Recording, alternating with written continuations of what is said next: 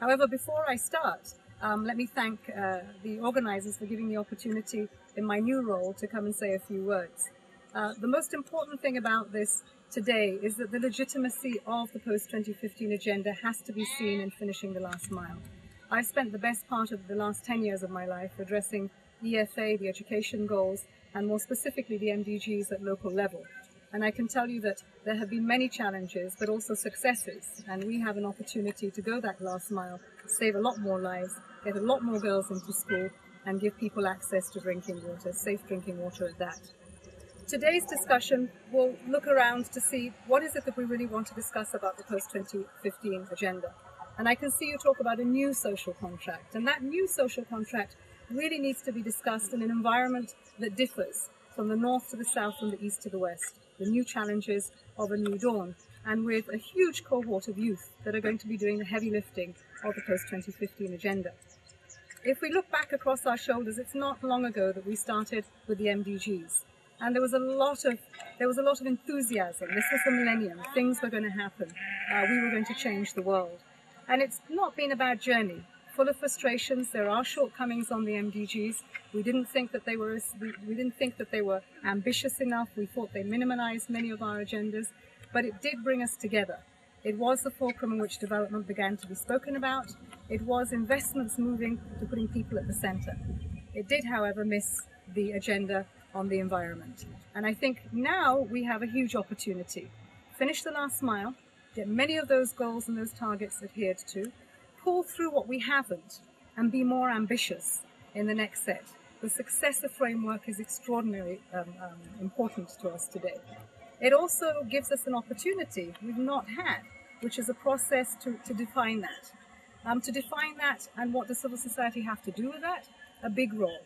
You said a new social contract, and we need to mean that in every way. We need to take the lessons of what has been learned in terms of partnerships, service delivery, engaging with advocacy on the ground, and saying, how do we inform this process that is said to be inclusive from the get-go, bringing our lessons, bringing our science, bringing best practice, good practice, bringing the challenges, the shortcomings, the practical things that we couldn't do, that we tried to do, to voices of the poor onto the agenda in a real way that we will recognize the agenda when we come to 2015, and not that we will look at it, take it back, and discuss it for 5 years before trying to implement it.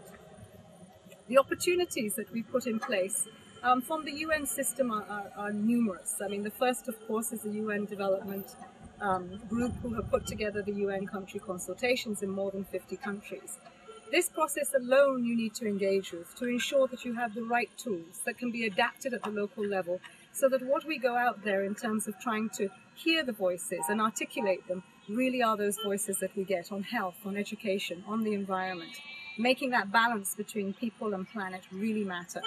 And this is not going to be easy. The time is short, but the opportunity is great.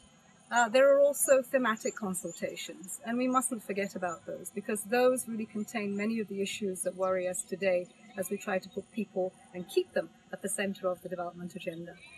And they will be different from India to Nigeria to the UK to Turkey. They will all be different, and we need to make sure that those voices are heard, not just heard but articulated in a really genuine way, one that is credible.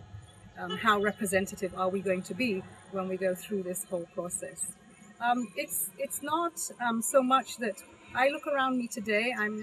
Fortunately, I'm at home for a couple of days and rushing back to New York to try to do what is a huge mandate, lots of expectations, one that I'm very excited about, but humbled by, because again, as I say, this is going to be about teamwork. It's going to be about bringing everybody on board. But I look to my left, and this is a model primary school. And while I can congratulate my country for putting more classrooms down, building more primary schools, I have to say that the remaining challenge is about the quality of education. And how many children are passing through an education and learning and being taught? How are we empowering teachers so that they can give that skill set to our children, whose foundation is critical? But I also look to my right, and you'll see just over there, those are cattle. That's a tribe that I come from. And while I look at that, it's not so much what the cattle signify, but it is very much about the nomadic folk. those children that don't have a chance to go to a classroom that you see on our left, but in fact are spending the day tending their cattle, and how do we make that real for them in real terms. The opportunity for us to make this a success comes once in a lifetime.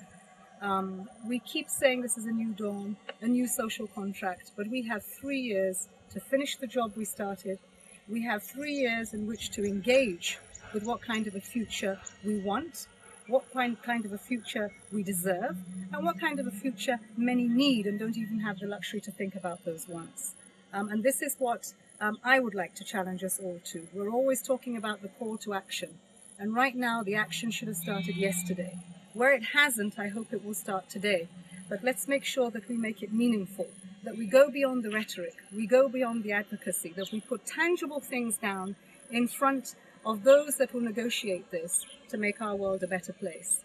And it is incumbent upon us that have been there before to try to hand over that baton in a manner in which you can hit the ground running in 2015.